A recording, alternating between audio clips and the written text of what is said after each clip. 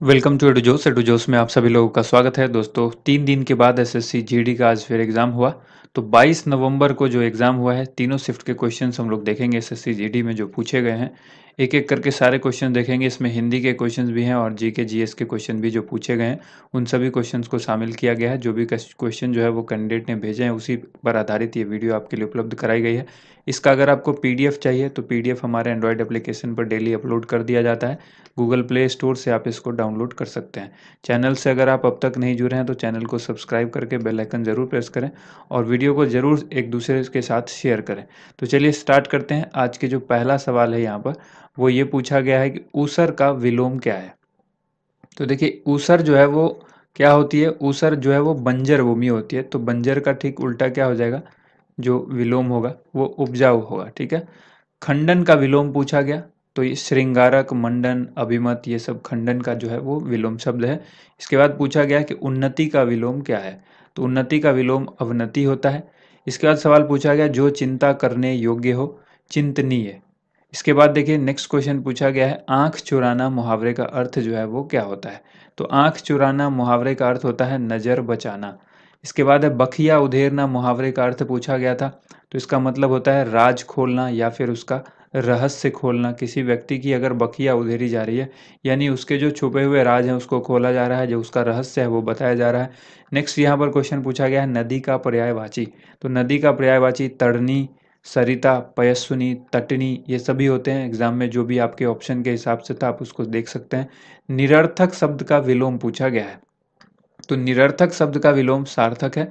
कई लोगों ने बताया कि सार्थक का पूछा गया, तो ठीक इसका उल्टा कर दीजिएगा। सार्थक का मतलब है जो है जो विपरीत होगा, जो विलोम शब्द होगा वो निरर्थक होगा और निरर्थक का जो विपरीत होगा वो सार्थक होगा। इसके बाद देखिए अगला सवाल यहाँ पर दिया गया वर्तनी से संबंधित। रूढ़वादी दिया गया था कि इसका सही वर्तनी क्या है। एक्चुअली वो रूढ़िवादी होता है। ठीक है। रूढ़िवाद शब्द से ये बना है रूढ़िवादी। तो इसको याद रखिएगा। मुर्गी की आवाज़ से संबंधित कोई प्रश्न पूछा गया है, एक बार बताइएगा आप लोग। उसकी आवाज़ को लेकर शायद कोई प्रश्न है, वो किस तरह का प्रश्न था, ऑप्शन के साथ ज़रूर बताइएगा। अनुच्छेद 76 किससे संबंधित है। तो ये पूछा गया है महान्यायवादी की नियुक्ति से संबंधित है, आर्टिकल 76। इसके बाद है वाटरलू युद्ध जो है वो कब हुआ था। तो ये 1815 ईस्वी में हुआ था। इसके बाद सवाल पूछा गया वर्साई की संधि। तो ये 1919 में हुई थी। नेक्स्ट क्वेश्चन पूछा गया था राष्ट्रपति के द्वारा राज्यपाल की नियुक्ति किस अनुच्छेद के अंतर्गत होती है। तो आंसर हो जाएगा अनुच्छेद 155। इसके बाद देखिए अगला सवाल है जिसकी संतान न हो या जिसकी कोई संतान न हो उसको क्या कहेंगे। तो वैसे जो व्यक्ति है जिसकी कोई संतान न हो उसे हम लोग निसंतान के नाम से जानते हैं। यानी ये अनेक शब्दों के लिए एक शब्द का इस्तेमाल हुआ। ठीक है। अनेक शब्द के लिए जो एक शब्द इस्तेमाल होता है तो वो है निसंतान।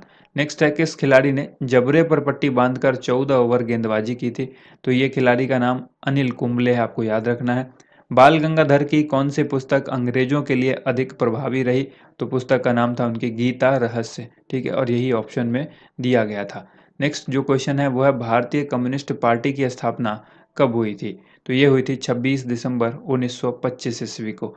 इसके बाद सवाल पूछा गया हड़प्पा सभ्यता में हल का साक्ष्य कहाँ से प्राप्त हुआ है। तो हल का साक्ष्य जो है वो बनावाली से प्राप्त हुआ है। गोवा मुक्ति दिवस कब मनाया जाता है। काफ़ी बार हमने गोवा पर जब भी वीडियो उपलब्ध कराई है, जैसे गोवा राज्य की चर्चा कभी भी करते हैं या कोई क्वेश्चन ऐसा करंट अफेयर्स का हो जिसमें गोवा की बात हुई है, तो वहाँ पर हम लोग ये चीज़ ज़रूर देखते हैं। तो 19 दिसंबर को गोवा मुक्ति दिवस जो है वो मनाया जाता है। नेक्स्ट क्वेश्चन है हुंडरू जलप्रपात किस नदी पर बना हुआ है। तो ये स्वर्ण रेखा नदी पर बनाया गया है।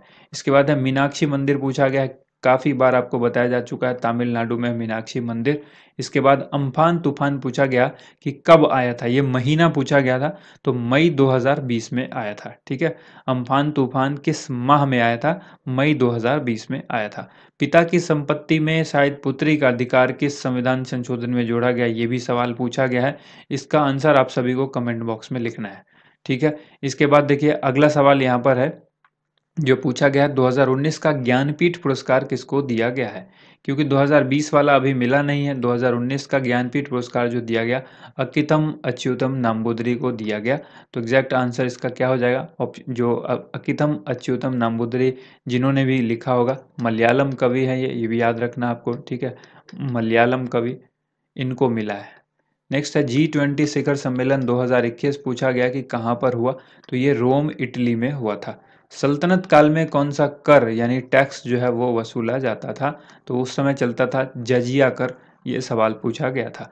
इसके बाद देखिए आगे सवाल पूछा गया है आपसे, राष्ट्रपति को किस अनुच्छेद में यह अधिकार है कि वो किसी की सज़ा को कम या माफ़ कर सकता है, वो किस आर्टिकल के हिसाब से ये अधिकार उनको मिला है, तो आर्टिकल 72 में ये बात कही गई है। इसके बाद है बंगाल विभाजन जो है वो कब हुआ था, 1905 ईस्वी में हुआ था। नेक्स्ट क्वेश्चन यहाँ पर पूछा गया है, ग्रेट बैरियर रीफ कहाँ पर है, तो ये ऑस्ट्रेलिया में है। इसके बाद पूछा गया रानी की वाव, तो रानी की वाव किस नदी के तट पर स्थित है, ये सवाल पूछा गया, सरस्वती नदी के तट पर स्थित है। और यहाँ आपको याद रखना है कि रानी की वाव कहाँ पर है, गुजरात में है, ठीक है। पाटन गुजरात याद रखिएगा, पाटन गुजरात में है। नेक्स्ट यहाँ पर संविधान सभा का चुनाव कब हुआ था, तो 1946 में हुआ था। अब यहाँ पर सवाल हिंदी के भी कुछ पूछे गए, जैसे कि यमुना का पर्यायवाची शब्द, तो ये हो जाएगा सूर्यजा, सूर्यतन्या, सूर्यपुत्री, सूर्यसुता, रवितनिया। और यमुना को जो है ना काफ़ी जगह जमुना भी कहा जाता है, तो ये भी इसका पर्याय ही है। नेक्स्ट है सम्मान का विलोम शब्द, तो सम्मान का अपमान होता है। नेक्स्ट यहाँ पर क्वेश्चन पूछा गया है जो वो देख लीजिए।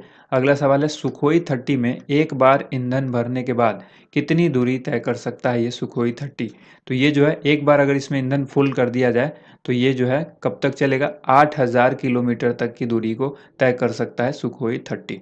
इसके बाद है 2018-19 के लिए 2020 में पॉली उमरिगर पुरस्कार, पॉली उमरिगर पुरस्कार किसको दिया गया, क्रिकेटर जसप्रीत बुमराह को दिया गया है, जसप्रीत बुमराह को ये सवाल भी पूछा गया है। टेनिस ओपन टूर्नामेंट की शुरुआत कब हुई थी, ये भी सवाल पूछा गया। तो देखिए अगर इसमें किसी पर्टिकुलर टेनिस टूर्नामेंट जो ओपन टूर्नामेंट है वो अगर पूछा किसी का नाम लेकर के, तो वो आप अलग से देखिएगा। वैसे आप देखेंगे कि ग्रैंड स्लैम में सबसे पहले जो शुरुआत हुआ है वो विंबलडन हुआ था 1877 ईस्वी में, ठीक है। तो विंबलडन क्लियर हो गया। तो सबसे पहले अगर टेनिस ओपन टूर्नामेंट की बात भी करें तो आप 1877 कह सकते हैं, क्योंकि ग्रैंड स्लैम भी पहली बार जो है वो 1877 में शुरू हुआ। इसके बाद ही कोई दूसरा जो ग्रैंड स्लैम है वो जो है वो सब विंबलडन के बाद दूसरा कोई जो है वो उसके बाद ही शुरू हुआ, 1877 के बाद ही। यानी उसके बाद की बात करें 1881 में यूएस ओपन हुआ था, 77 में क्या हुआ, विंबलडन, 81 में यूएस ओपन, 91 में फ्रेंच ओपन और 1905 में ऑस्ट्रेलियन ओपन।